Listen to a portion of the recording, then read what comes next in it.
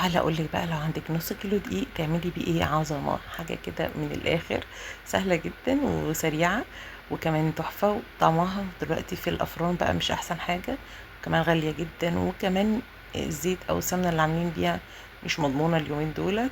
تعالي بقول لك اسرع طريقه تعملي بيها حبه منين، حبه قراقيش، عجوه، على ملبن، على ساده، على شمر وينسون. بصي بقى براحتك، هنهيس بنص كيلو دقيق.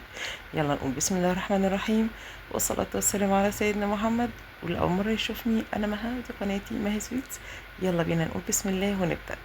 المكونات زي ما احنا شايفين: نص كيلو دقيق، نص معلقة بيكنج باودر، معلقة سكر باودر، معلقة لبن باودر، ومعلقتين نشا، معلقتين سمسم، ورشة ملح صغيرة خالص. هنخلط كل المكونات الجافة على بعض كده زي ما احنا شايفين. ومعانا هنا ربع كيلو مادة دهنية. أنا حطيت 100 جرام سمنة بلدي و150 ملي زيت ذرة. لازم نستعمل سمنة حلوة قوي، هتديكي تست تحفة. وكمان الزيت لازم يكون ملوش أي ريحة. معايا هنا كوباية إلا ربع مية دافية، حطيت عليها ظرف خميرة. هبدأ دلوقتي كده أبس الدقيق بتاعي إن هو نص كيلو مع السمنة كويس جدا.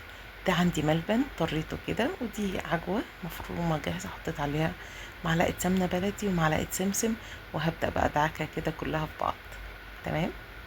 طبعا أنا كده خلاص ضربت كويس جدا بسيت يعني الدقيق مع السمنة. وبعدين حطيت الخميرة وما عجنتش بقى كتير بعد الخميرة بالمية. لميت بس العجينة بتاعتي وسبتها ربع ساعة كده على ما اجهز العجوة والحشو بتاعي. فردت كده عجوة زي ما احنا شايفين على شكل مستطيل. ودي العجينة بقى بتاعتي، هاخد منها حتة صغيرة وهبدأ افردها قد عجينة العجوة اللي انا فردتها. وهعملها بسمك رفيع لان انا هعملها طبقتين. دي اسهل طريقة تعملي منها منين العجوة. وفي طريقة تانية برضو اللي هي بتاعت السويس رول، عاملة زي الجاتو السويس رول كده، هوريها لكم دلوقتي، برضو سهلة جدا. ممكن بقى نعملها كده العجوة او الملبن او شمر وينسون. شمر وينسون في العجينة نفسها يعني. بس كده هي العجينة دي هتنفع للثلاث انواع دول. وفي طريقة تانية برضو هوريها لكم دلوقتي. بصوا انا بفردها رقيقة قوي ان هي بتبقى طبقتين، بيبقوا طبقتين وبينهم الحشو بتاعي او العجوة او الملبن براحتك. طبعا عشان احنا حاطين حشوة، عشان الحشوة ما تنشفش مننا قوي، بنحطها على فرن سخن جدا. وبنحطها قريبة برضو من قاع الفرن، مش في النص قوي يعني، وبرضو مش على الصاجة يعني، بس تبقى اقرب لارضية الفرن عشان ما تقعدش كتير في الفرن فتستوي بسرعة، فما تاخدش وقت وتستوي، وفي نفس الوقت العجوة او الحشو بتاعها ما ينشفش.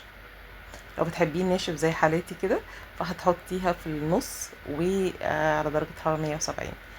طبعا الفرن يكون مسخن مسبقا قبل ما احط فيه الصاج بتاعي.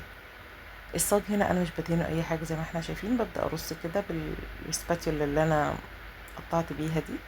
طريقه تانية كده ممكن اجيب حته عجينه واحط فيها الحشوه بتاعتي واكورها كده، بعدين احطها وافردها واعملها شكل الزجزاج اللي هو شكل الاسباتيولا اللي انا بقطع بيها برضه. بتديها شكل حلو قوي، بتبقى شبه رموش الست كده بس بتبقى اكبر سنه يعني.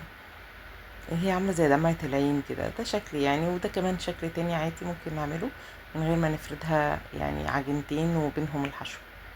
يعني انت ممكن بقى تظبطيها براحتك يعني، بس انا بحاول اديكي افكار ازاي ممكن تظبطي الشكل عشان يطلع معاكي احسن حاجه. بس كده. مش عارفه ليه بقت تتباع غاليه جدا في الافران، وطعمها مبقاش حلو، مسكره قوي زياده عن اللزوم. والتست بتاع السمنه بتاعتها مش الطف حاجه يعني. لا، نعملها في البيت اسهل واسرع. دي بقى طريقه السويس رول اللي احنا نلفها سويس رول كده مع بعض على مفرش او على كيس تلاجة. واحط طبقه العجين وعليها طبقه الحشو بتاعتي سواء برضو ملبن او عجوه. وببدا ارولها كده باستعمال الكيس بلاستيك او المفرش السيليكون. وببدا بقى اقطعها كده قطع يعني متوسطه، مش تخينة ومش رفيعة، عشان تستوي كلها سوا واحد. ممكن تحطي فيها سمسم من فوق، بس انا فضلت ان هي تبقى بالسمسم بتاع العجينة، السمسم اللي انا حاطه في العجينة يعني. محطتش عليها سمسم اضافي من فوق يعني، بس انتي ممكن تحطي عليها سمسم من فوق. ممكن تدهني الوش صفار بيضة ومعها سيكة فانيليا كده. دي بقى الملبن انا عملتها، انا دخلت هنا الملبن في العجينة يعني، مش حشيها بالملبن، انا مخليه الملبن والعجينة حاجة واحدة مع بعض، شكلتهم مع بعض يعني. بصراحة كانت حلوة قوي يعني، كانت حلوة جدا. تحس ان العجينة والملبن حاجة واحدة، مش يعني مش عجينة جواها ملبن يعني، فكانت بصراحة حلوة قوي. اتمنى يكون الفيديو عجبكم، ويكون قصير كده ولذيذ وان شاء الله هتلاقوا كل مكوناتها عندكم في التلاجة. اللبن البودر مش لازم، هو طبعا بيدي تيست بس مش اساسي في الوصفة. اتمنى بقى اللي يجربها بالطريقة الحلوة دي يقول لي في الكومنتس عمل ايه وطلعت تجربته عاملة ازاي. ويا رب يكون الفيديو سهل عليكم وجميل. دي كده منظر القراقيش بعد ما استوت، ودي اللي بالشمر واليانسون. كنت عملتها معاكم قبل كده في فيديو. اتمنى يكون الفيديو عجبكم. لو عجبكم بقى ما تنسونيش في اللايك والشير وسبسكرايب للقناه، فولو على البيج وفولو كمان على التيك توك، واشوفكم فيديوهات كتيره وجديده ان شاء الله. بحبكم جدا جدا جدا. باي باي.